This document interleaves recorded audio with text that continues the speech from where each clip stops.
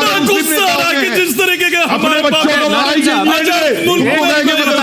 हमारे तुमको है मुस्लिम नेता, किसी हिंदू ने तुमको नहीं लूटा है। जिस तरीके ना वक्फ बोर्ड की जमीन हमारे अपने बाप दादों के मिल गया था, जिस तरीके हमने ये बहुत गलत हो रहा है, हमारे साथ बहुत गलत हो रहा है।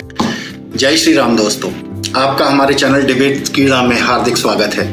जैसा कि आपको पता होगा कि लोकसभा में वक्फ बिल पास हो गया है और इससे चंद बड़े नाम जो वक्फ के नाम पर भूमाफिया बने हुए थे उनके ऊपर बड़ी गाज गिरने वाली है, इसलिए वो सारे लोग आज बिलबिला रहे हैं। आज की डिबेट में ऐसा ही एक मौलाना फूट फूट कर रोने लगा, या यूं कहें रोने की एक्टिंग करने लगा। अब ऐसे लोग कितनी भी एक्टिंग कर लें लेकिन वो बच नहीं पाएंगे। आप भी ऐसे मौलाना के ड्रामे को देखकर थोड़ा आनंद तो ले ही सकते हैं। डिबेट शुरू करने से पहले आपसे निवेदन है कि आप हमारे चैनल को लाइक, शेयर एंड सब्सक्राइब जरूर करें। इससे हमें आपके लिए नए नए वीडियोस लाने के लिए प्रेरणा मिलती है। आइए शुरू करते हैं आज की डिबेट। मैं आपको बता दूं, देखिए मैं बड़ा गंभीर मुद्दे में हूं, बड़ी सोच में हूं, क्योंकि आज मुझे ऐसा लग रहा है कि आजाद मुल्क के अंदर हमारे अपने मौलिक अधिकारों को लूटा जा रहा है। और रोइए, तमाशा ऐसा लग रहा है कि जैसे मौलिक अधिकार तुम्हारे मौलिक अधिकार है, जमीन हड़पना मौलिक अधिकार है, ये हमारी मौलिक अधिकारों का हनन करने की पूरी कोशिश कर रही है। तुम्हारे अधिकारों को तुम्हारे मुस्लिम नेता मुसलमान नेताओं के सामने जाके मुसलमानों के ठेकेदारों के सामने मौलिक अधिकारों को हनन करने की कोशिश करी जा रही है। इस कगार पर लाके खड़ा करा जा रहा है कि आज हमें तुम्हारे को लूटा सबसे ज्यादा तुम्हारे गुस्सा आ रहा है कि जिस तरीके का अपने बच्चों को लड़ाई हमारे तुमको है मुस्लिम नेता, किसी हिंदू ने तुमको नहीं लूटा है। जिस तरीके ना वक्फ बोर्ड की जमीन हमारे अपने बाप दादों के मिल गया था, जिस तरीके हमने ये बहुत गलत हो रहा है, हमारे साथ बहुत गलत हो रहा है, गलत हो रहा है, ये गलत हो रहा है हमारे साथ। आजाद मुल्क को हमारे बाप दादों ने इसीलिए आजाद कराया था ताकि हम चैन के साथ यहाँ पे जी सके, लेकिन जिस तरीके से सर ऐसी भाषा का इस्तेमाल ना करें। ठीक है, बिल्कुल गलत है। आजाद मुल्क के अंदर हमको ऐसा लग रहा है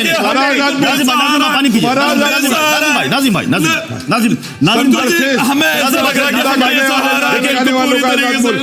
नहीं, आपको मेरे जो मेरे अपने दिल का दर्द है, आपको ये क्या लग रहा है? आपके दिल का दर्द है, हमारे दिल में कोई दर्द नहीं है। मेरे अपने अधिकारों को जिस तरीके से हनन करा जा रहा है, मुझे बहुत दुख है। जिस तरीके के दिल में कोई दर्द नहीं है, हिंदुओं में पत्थर जलाते हो ना, हमारे बाप दादों की मिल्कियत को जिस तरीके से लूटा जा रहा है, जिस तरीके से मौलिक अधिकारों को हनन करा जा रहा है, ये गलत है। तुम्हारे नहीं होना चाहिए, नहीं होना चाहिए। तुम्हारे नेता बनवा रहे हैं तुम्हारे गरीबों गलत को। हो रहा है, बिल्कुल गलत हो रहा है। अपने नेताओं से पूछो जाके क्यों लूट रहे हैं तुमको, अपने नेताओं से पूछो जाके।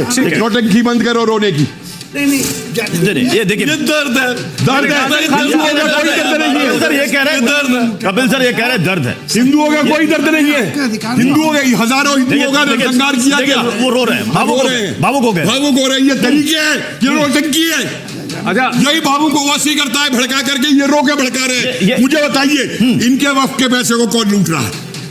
इनके जो नेता है वक्फ के, उनकी जांच कराइए, उनके पैसों की जांच कराइए। नाज़िम भाई ये कहा गई वो चीजें। नाज़िम भाई ये कह रहे हैं कि हम आपके खिलाफ नहीं है, लेकिन आप ये तो बताइए खिलाफ कौन है कि वक्फ बोर्ड की जितनी संपत्तियां हैं उस पर अवैध कब्जा किसका जरा बता दें। अरे खुद क्यों नहीं आवाज उठाते? ठीक है, तो भ्रष्टाचार बंद हो।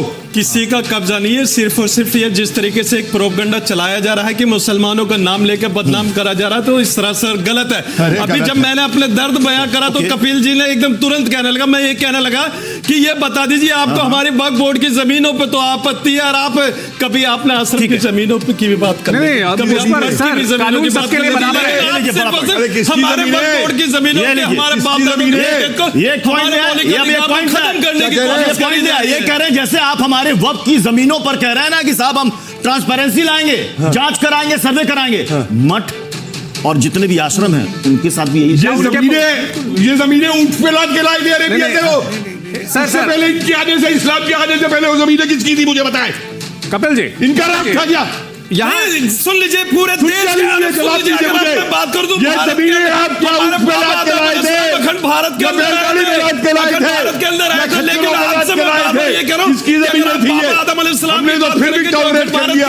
श्रीलंका भारत के अंदर आता था तो भारत से जितने मिलके तो हमारे अपने बाप दादाओं की आप हम अरे तुम्हारे बाप दादाओं ने नहीं की, मुसलमानों की भलाई के लिए तुम्हारे बाप दादाओं ने इसलिए नहीं की, तुम्हारे नेता उनको लूटे, तुम्हारे नेता तुमको लूटे, इसलिए नहीं की तुम्हारे बाप दादाओं ने। भारतीय मुस्लिम है इसलिए आप भेदभाव। अरे भारतीय मुस्लिमों, पहले भारतीय मुस्लिम बनना सीखो, भारत की बात करना सीखो, भारत की बात करना सीखो, भारत की बात करना सीखो।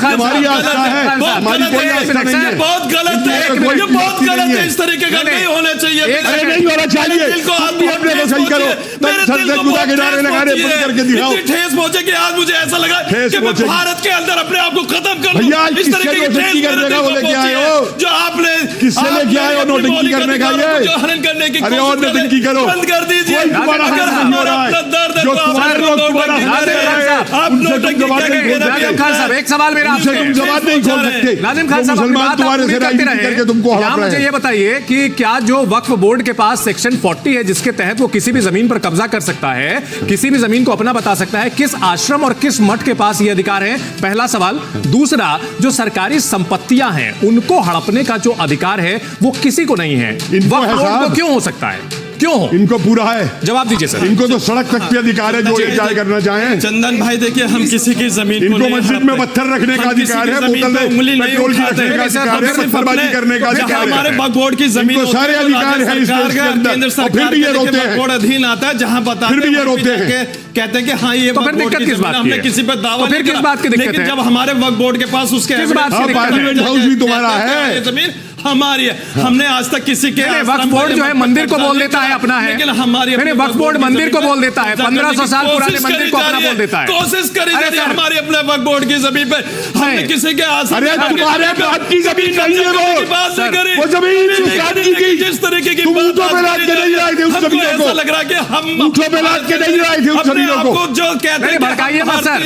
तो आज सारी जमीनें हिंदुस्तान की आप हमको ऊँटों पे लाद के नहीं लाए थे उन जमीनों को, भारतीय खच्चर में नहीं लाद के लाए थे। भारतीय हमारा इस मिट्टी के अरे खान साहब फैक्ट दीजिए ना, तथ्य दीजिए ना, आप सिर्फ इमोशनल जो है बातें कहे जा रहे हैं, तथ्य दीजिए। सेक्शन 40 किसके पास है? जमीनें ठीक है जी। एक मिनट कैलाश का मंदिर भी इनका है, बद्रीनाथ भी इनका है, वो जमीन भी ये लाद के लाए थे उनके ऊपर। कपिल जी, मैं मुझे समय दिया है। देखिए, मैं मौलाना साहब से भी एक आग्रह कर रहा हूँ। एक देखिए, जो भी बिल है पास होगा, कानून बनेगा, अगर उसमें से हमारा संविधान कहता है कि equality before law and equal protection of the laws, अगर कोई ऐसा कानून बन रहा है जो इस चीज का उल्लंघन है तो सरकार, सुप्रीम कोर्ट उसको स्ट्रक डाउन कर देगी। आपका पूरा हक है, आप जाएं, अदालत के दरवाजे खटखटाएं। मैं केवल एक बात कह रहा हूं, समानता का अधिकार हमारा सबका एक मौलिक अधिकार, मैं तो उसको यूं कहता हूं प्राकृतिक अधिकार भी है, नेचुरल जस्टिस है।